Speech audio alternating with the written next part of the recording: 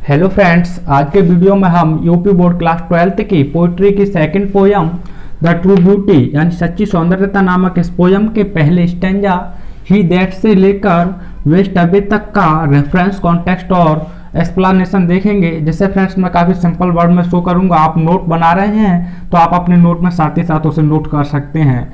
तो इसका reference context और एक्सप्लेनेशन देखने से पहले फ्रेंड्स हम इसका हिंदी अर्थ देख लेते हैं, जिससे हमें एक्सप्लेनेशन करने में कोई दिक्कत ना हो। तो ही माने होता है वह है, दैट माने जो, लफ्ज स्नेह करता है या प्रेम करता है, आ रोजी एक गुलाबी चीक यानी गाल।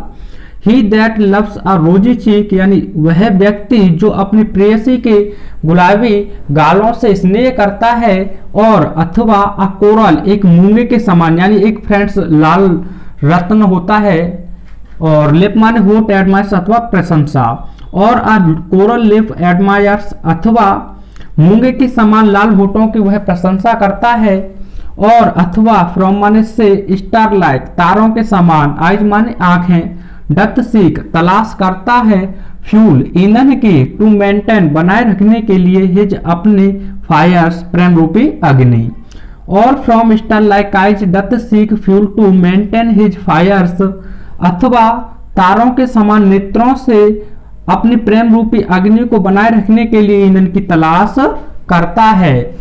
एज जैसे जैसे, ओल्ड टाइम समय व्यतीत होता है, मेक्स बनाता है, दीज मान इससे देके मतलब नष्ट करना। तो जैसे जैसे समय व्यतीत होता है समय के साथ साथ ये नष्ट हो जाते हैं। सो इसीलिए हिज उसकी फ्लेम्स प्रेम रूपी अग्नि, वैसे फ्लेम्स माने ज्वालाएं होती है, तो उसकी प्रेम रूपी अग्नि मस्ट अवश्य ही वेस्ट अवे दूर चली जाएगी या नष्ट हो जाएगी। तो फ्रेंड्स पहले इसका हम रेफरेंस देख लेते हैं। तो आप रेफरेंस की स्टार्टिंग इस प्रकार से कर सकते हैं। रेफरेंस जैसे आप हिंदी में कहते हैं संदर्भ कि इन या these lines have these lines have been taken from the poem. These lines have been taken from the poem. ये पंक्तियां कविता से ली गई हैं। तो फ्रेंड्स उस कविता का नाम आप सिंगल कॉमा के अंदर लिख सकते हैं, the true beauty, the true beauty. Single comma के अंदर ही बंद कर देंगे, यानी सच्ची सौंदर्यता नामक पोयम से ये पंक्तियां ली गई हैं। Composed by Thomas Karve.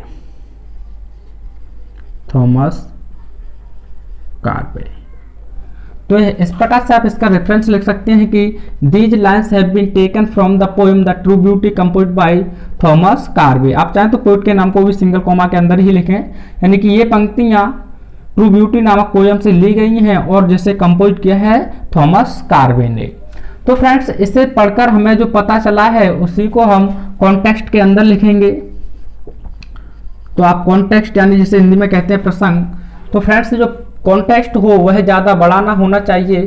तो आप लिख सकते हैं कि इसमें कवि हमें बताता है कि जो सच्ची सौंदर्य जो फिजिकल सौंदर्यता होती है वह सच्ची सौंदर्यता नहीं होती है, क्योंकि यह समय के साथ साथ नष्ट हो जाती है। तो आप लिख सकते हैं कि इन दिस स्टेंजा यानी इस स्टेंजा में the poet tells us in this stanza the poet tells us यानी कि इस स्टेंजा में कवि हमें बताता है that यानी कि physical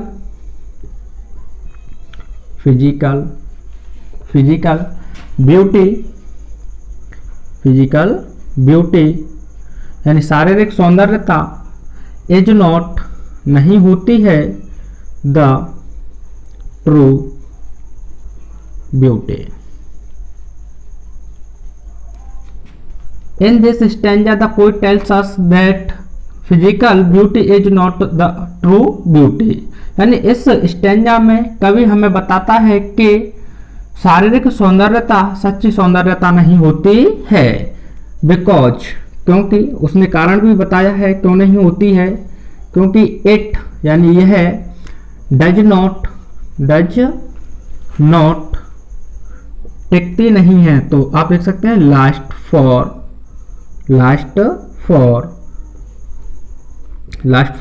a long time, because it does not last for a long time, क्योंकि यह लंबे समय तक टिकते नहीं हैं। आप चाहें तो फ्रेंड्स इसका एक स्क्रीनशॉट ले सकते हैं, फिर देखते हैं हम इसका एक्सप्लेनेशन। तो फ्रेंड्स आप देखते हैं हम इसका एक्सप्लेनेशन। तो पहले की जो 3 लाइन हैं उनमें कवि ने बताया है कि जो शारीरिक सौंदर्यता होती है उसी का उसने वर्णन किया है। तो आप लिख सकते हैं कि in the first three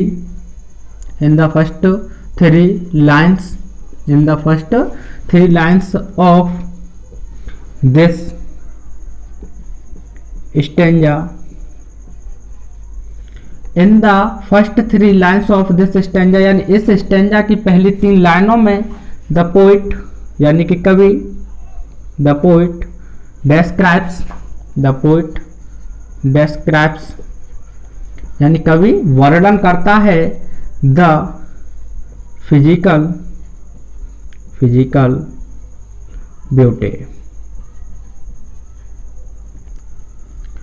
the poet describes the physical beauty यानी कि कवि शारीरिक सौंदर्यता का वर्णन करता है। तो फ्रेंड्स आप देख सकते हैं पहली, दूसरी और तीसरी लाइन में पोइट ने शारीरिक सौंदर्यता का ही वर्णन किया है। अब आगे लिख सकते हैं ही सेज, वह कहता है दैट के, अब इन 3 लाइनों को पढ़कर हमें पता चलता है कि एक व्यक्ति जो अपने प्रेयसी के शारीरिक आकर्षणों से आकर्षित हो जाता है। तो आप लिख सकते हैं ही सेज, वह कहता है दैट कि अ मैन, एक व्यक्ति इज हो जाता है अट्रैक्टेड यानी कि आकर्षित, अट्रैक्टेड यानी आकर्षित बाय द्वारा, द फिजिकल यानी कि शारीरिक, फिजिकल यानी शारीरिक, चार्म्स यानी कि आकर्षणों ऑफ के हिज अपनी बिलव्ड, प्रेयसी या फिर प्रेमिका, बिलव्ड माने प्रेमिका या प्रेयसी। तो ही सेज, वह कहता है दैट कि अ मैन, एक व्यक्ति इज अट्रैक्टेड, आकर्षित हो जाता है by the physical charms of his beloved, यानी कि कवि कहता है कि एक व्यक्ति जो अपनी प्रेयसी के शारीरिक आकर्षणों से आकर्षित हो जाता है। तो इतना आप अपनी तरफ से देख सकते हैं। तो फ्रेंड्स अब इसका फर्स्ट लाइन को हम एक्सप्लेनेशन करेंगे कि ही दैट लव्स अ रोजी चीक, वह अपनी प्रेयसी के गुलाबी गालों से स्नेह करता है। तो आप लिखेंगे इसमें कि ही लव्स हर रोजी चीक्स, ही लव्स हर रोजी चीक्स यानी वह उसके गुलाबी गालों से स्नेह करता है। अगली लाइन में कहा गया है और अथवा अ कोरल लिप एडमायर्स, अथवा उसके लाल होठों की प्रशंसा करता है। तो आप लिख सकते हैं ही प्रेजेज, वह प्रशंसा करता है हर लिप्स, वह उसके होठों की प्रशंसा करता है बिकॉज, क्योंकि दे यानी कि वे, आर मतलब हैं, as red as the gem.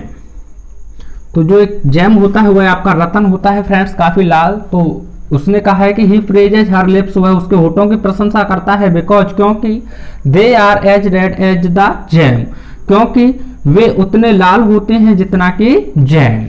तो फ्रेंड्स अगली लाइन में कहा गया है और from star like eyes doth seek fuel to maintain his fires, अथवा उसके तारों के समान नेत्रों से वह अपने प्रेम रूपी अग्नि को बनाए रखने के लिए ईंधन की तलाश करता है। तो आप लिख सकते हैं कि ही keeps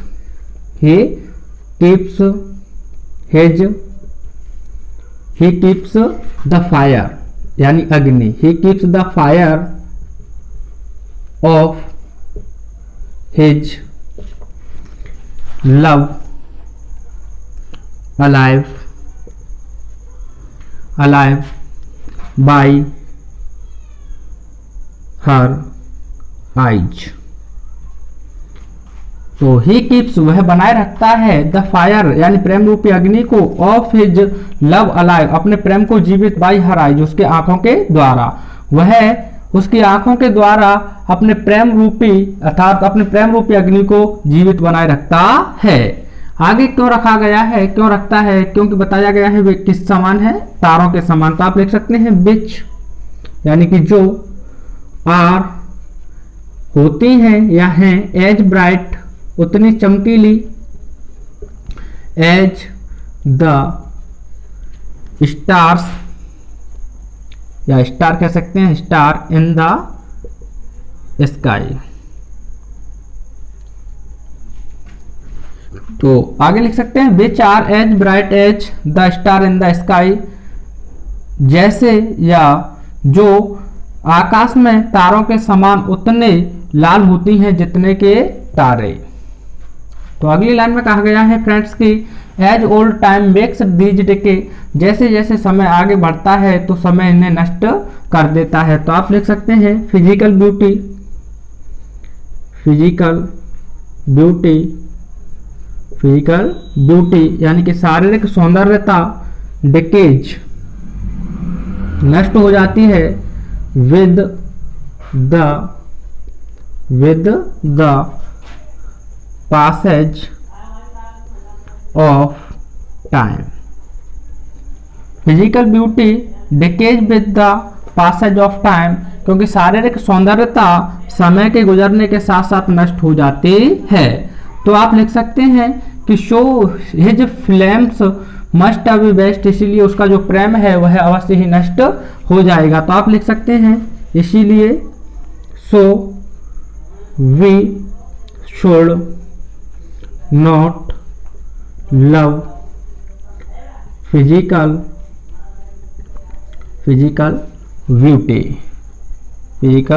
ब्यूटी।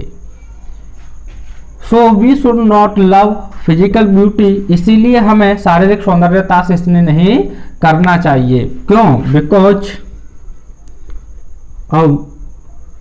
अब जानते हैं क्यों नहीं करना चाहिए, क्योंकि यह लंबे समय तक टिकती नहीं है। तो because it does not last for a long time.